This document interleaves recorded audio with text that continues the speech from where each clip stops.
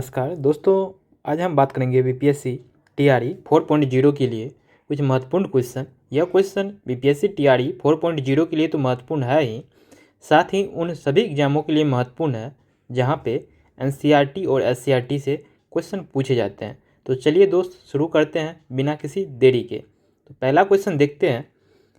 पहला क्वेश्चन है, 1 मिनट में औसतन 75 बार धड़कने वाले मानव हृदय की आवृत्ति कितनी होती है? तो आंसर हो जाएगा 1.25 हर्ट्ज।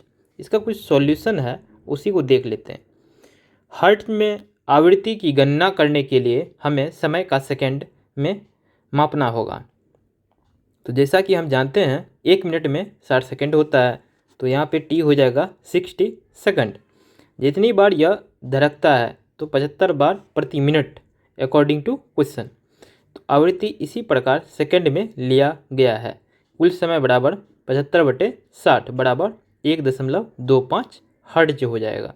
इसलिए मानव हृदय की आवृत्ति 1.25 प्रति सेकंड हो जाएगा। नेक्स्ट क्वेश्चन है, फ्लेमिंग का वामहस्त नियम में अंगूठा किसकी दिशा को संकेत करता है? तो आंसर हो जाएगा बल का। नेक्स्ट क्वेश्चन है, ट्रांसफार्मर किसके सिद्धांत पर काम करता है? तो आंसर हो जाएगा विद्युत चुंबकीय प्रेरणा। इसका कुछ पॉइंट है, इसको भी देख लेते हैं। परिनालिका के भीतर क्षेत्र रेखाएं सीधी रेखाओं के रूप में होती है, जो यह इंगित करती है कि परिनालिका के भीतर सभी बिंदुओं पर चुंबकीय क्षेत्र समान है। नेक्स्ट पॉइंट है, परिनालिका के भीतर उत्पन्न प्रबल चुंबकीय क्षेत्र का उपयोग कुंडल के अंदर रखे जाने पर नरम लोहे जैसे चुंबकीय सामग्री के टुकड़े को चुंबकित करने के लिए किया जा सकता है।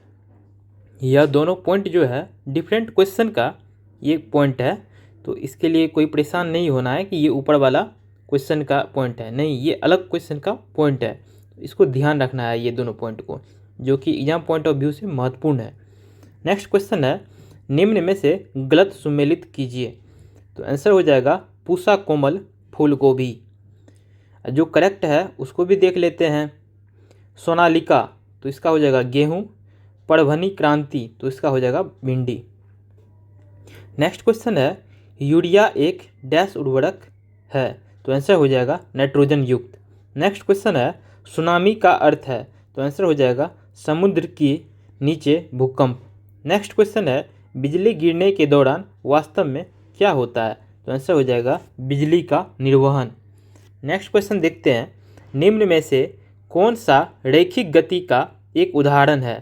तो आंसर हो जाएगा एक गेंद लंबवत ऊपर फेंकी गई और लंबवत नीचे गिर रही है। यह क्या है? रैखिक गति का उदाहरण है। नेक्स्ट क्वेश्चन है, ब्लैक होल का गुरुत्वीय त्वरण क्या है? तो आंसर हो जाएगा जी बराबर अनडिफाइंड। इसका कुछ पॉइंट है, इसको भी देख लेते हैं। ब्लैक होल एक बहुत सघन पिंड है जहां गुरुत्वाकर्षण क्षेत्र इतना मजबूत होता है कि वह निकट से प्रवाहित होने वाले सभी विकिरण को अवशोषित कर लेता है। नेक्स्ट पॉइंट है, ब्लैक होल किसी भी अन्य तारे की तरह ही है, लेकिन उच्च घनत्व और छोटी त्रिज्या के कारण यह गुरुत्वाकर्षण भारी बल प्रदान करते हैं, इसलिए इसकी सतह पर गुरुत्वीय त्वरण बहुत अधिक होगा। नेक्स्ट क्वेश्चन है, यदि गुरुत्वीय प्रभाव में कमी होती तो आपके विचार में निम्नलिखित में से कौन सा बल कुछ हद तक परिवर्तित होता है? तो आंसर हो जाएगा आर्किमिडीज का उत्थान। नेक्स्ट क्वेश्चन है, गोलाकार शेल के केंद्र के गुरुत्वाकर्षण क्षेत्र की तीव्रता कितनी होती है? तो आंसर हो जाएगा 0। नेक्स्ट क्वेश्चन है, एक आयामी गति के लिए बल Fx और स्थितिज ऊर्जा Ux इस प्रकार से संबंधित है। तो आंसर हो जाएगा Fx बराबर -Qx/dx, Qux/dx। नेक्स्ट क्वेश्चन है, एक स्थिर शक्ति प्रदान करने वाली मशीन द्वारा एक पिंड को सीधी रेखा में ले जाया जाता है। t समय में पिंड द्वारा चली गई दूरी के समानुपाती होती है। तो आंसर हो जाएगा t⁻³ नेक्स्ट क्वेश्चन है, ध्वनि तरंग की निम्न विशेषताओं में से कौन सा ध्वनि की प्रबलता निर्धारित करता है? तो आंसर हो जाएगा आयाम। नेक्स्ट क्वेश्चन है, ध्वनि की तरंग निम्न विशेषताओं में से कौन सी ध्वनि की प्रबलता निर्धारित करता है? तो आंसर हो जाएगा इसका आयाम। नेक्स्ट क्वेश्चन है, यदि किसी ध्वनि की आवृत्ति 20 हर्ट्ज से कम हो तो उसे किस ध्वनि कहते हैं? तो आंसर हो जाएगा अवक्षय। नेक्स्ट क्वेश्चन देखते हैं, एक पौधा जो पत्तियों द्वारा वानस्पतिक रूप से प्रजनन करता है उसे क्या कहते हैं? तो आंसर हो जाएगा ब्रायोफिलम। नेक्स्ट क्वेश्चन है, ब्रायोफिलम अंकुरित पत्ती का पत्तियों के सीमा में होता है। यदि इस पौधों का एक पत्ता नम मिट्टी पर गिरता है तो प्रत्येक कली एक नए पौधे को जन्म दे सकती है। नेक्स्ट पॉइंट है, कुछ पौधों की जड़ें नए पौधों को भी जन्म दे सकती है। शकरकंद और डहेलिया इसके उदाहरण हैं। नेक्स्ट क्वेश्चन है, जीन के वैकल्पिक रूप को डैश के रूप में जाना जाता है? तो आंसर हो जाएगा एलेलेस। नेक्स्ट क्वेश्चन है, एक फूल के परागकोश से उसी फूल के वर्तिकाग्र तक परागकणों को स्थानांतरित करने की प्रक्रिया को क्या कहते हैं? तो आंसर हो जाएगा स्वपरागन। इसका कुछ पॉइंट है, इसको भी देख लेते हैं। स्वपरागन को ऑटोगैमी के रूप में भी जाना जाता है और हिबिस्कस की तरह उभयलिंगी फूलों जिसमें पुंकेसर और स्त्री केसर दोनों होते हैं में देखा जाता है। नेक्स्ट क्वेश्चन है, किसी वस्तु के जड़त्व के कारण वस्तु डैश करती है? तो आंसर हो जाएगा अपनी गति की स्थिति में किसी भी परिवर्तन का विरोध करती है। नेक्स्ट क्वेश्चन है, कणों की एक निकाय का संवेग संरक्षित है यदि? तो आंसर हो जाएगा निकाय पर कोई बाह्य बल कार्य नहीं कर रहा है। नेक्स्ट क्वेश्चन है, n परिक्रमण प्रति मिनट पर घूमने वाले पिंड का कोणीय वेग रेडियन प्रति सेकंड में है? तो आंसर हो जाएगा 2π × n/60 रेडियन पर सेकंड।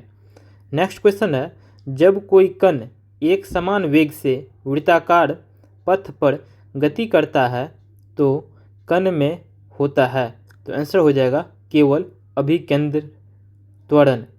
नेक्स्ट क्वेश्चन है, किसी पिंड की गति का क्या कारण है जो प्रारंभ में विराम अवस्था में है? तो आंसर हो जाएगा बल। नेक्स्ट क्वेश्चन देखते हैं, निम्नलिखित में से कौन जल के प्रकाश अपघटन का स्थल है? तो आंसर हो जाएगा थैलाकोइड थैलीकालुमेन। नेक्स्ट क्वेश्चन है, प्रत्येक ग्लूकोज अणु के ऑक्सीकरण के लिए एटीपी के शुद्ध लाभ की गणना करने के लिए क्या जाता है? तो आंसर हो जाएगा केवल ग्लूकोज का श्वसन किया जा रहा है और दूसरा मार्ग में किसी अन्य मध्यवर्ती का उपयोग किसी अन्य यौगिक के संश्लेषण के लिए नहीं किया जाता है। नेक्स्ट क्वेश्चन है, मस्तिष्क डैश के लिए जिम्मेदार है? तो आंसर हो जाएगा विचार और दूसरा हो जाएगा दिल की धड़कन को नियंत्रण करने के लिए। नेक्स्ट क्वेश्चन है, निम्नलिखित कथनों में से कौन सा सही है? तो आंसर हो जाएगा वातावरण में किसी वस्तु की प्रतिक्रिया में अचानक की जाने वाली क्रिया प्रतिवर्ती क्रिया कहलाती है। ये कथन सही है। दूसरा कथन, वह मार्ग जिसके माध्यम से एक रिसेप्टर में एक मांसपेशी या एक ग्रंथि तक संकेत प्रेषित होते हैं प्रतिवर्ती चाप कहलाते हैं। यह भी कथन सही है। नेक्स्ट क्वेश्चन है, मासिक धर्म के बारे में निम्नलिखित में से कौन सा कथन गलत है? तो यहाँ पे गलत कथन को देखना है। तो आंसर हो जाएगा मासिक धर्म द्रव आसानी से थक्का बना सकता है। यह कथन क्या है? गलत है। तो सही कथन क्या है इसको भी देख लेते हैं। तो मासिक धर्म के चक्र की शुरुआत को रोजा दर्शन कहा जाता है। यह कथन क्या है? सही है।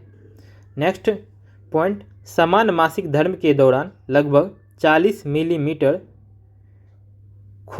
जाता है। तो आंसर हो जाएगा ये दोनों क्या है, सही है।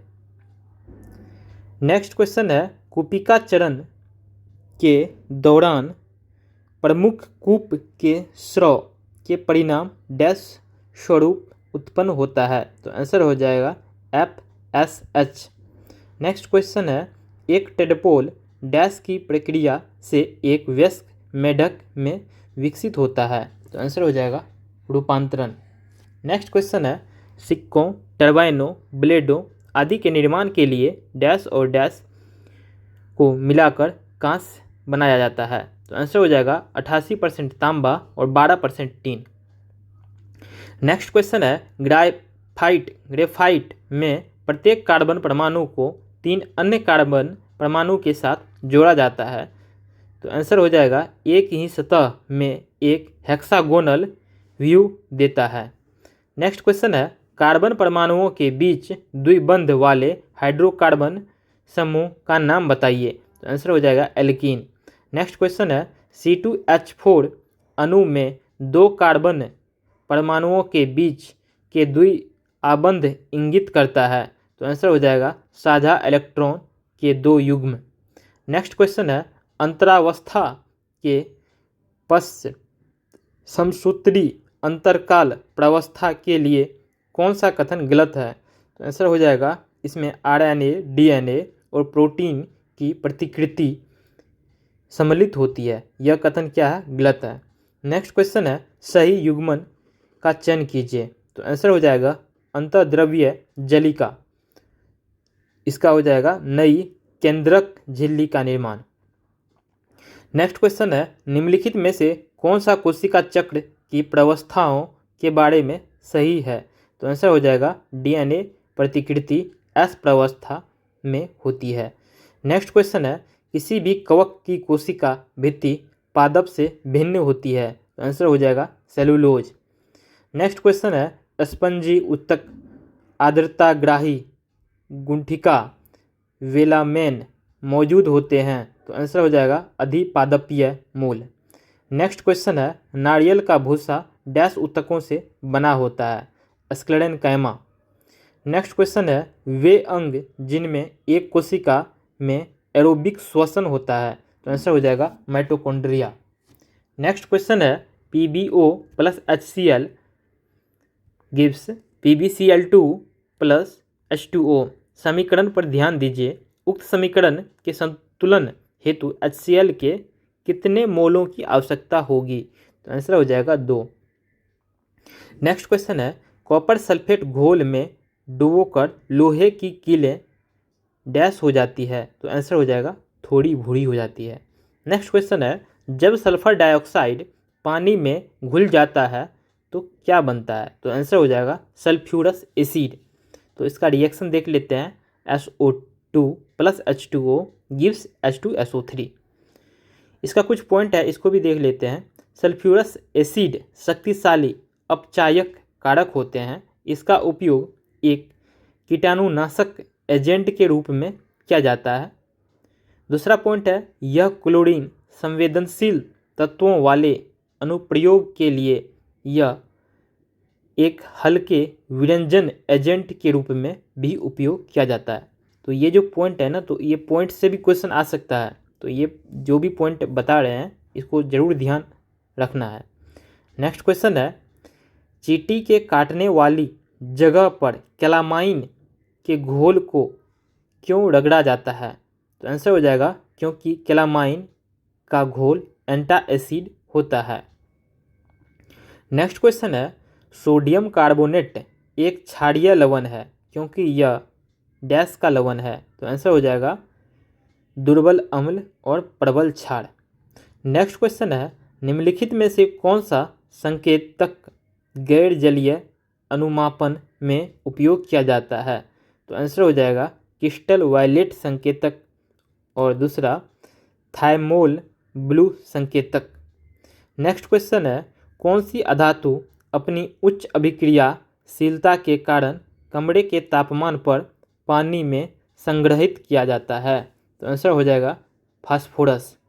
नेक्स्ट क्वेश्चन है, निम्नलिखित सभी यौगिक गैर आयनिक है। तो सिवाय, तो आंसर हो जाएगा जल। तो दोस्तों यह कुछ क्वेश्चन था जो एग्जाम पॉइंट ऑफ व्यू से काफ़ी महत्वपूर्ण है। यह 6 to 8 और 9 10 के लिए इम्पोर्टेंट है। तो यदि आप बीपीएससी टीआरई 4.0 के लिए तैयारी कर रहे हैं तो यह काफ़ी महत्वपूर्ण है।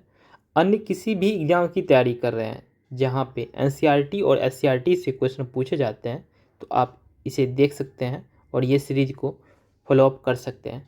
तो दोस्तों इस वीडियो में इतना ही। तब तक के लिए thank you so much. Thank you for watching this video. Okay.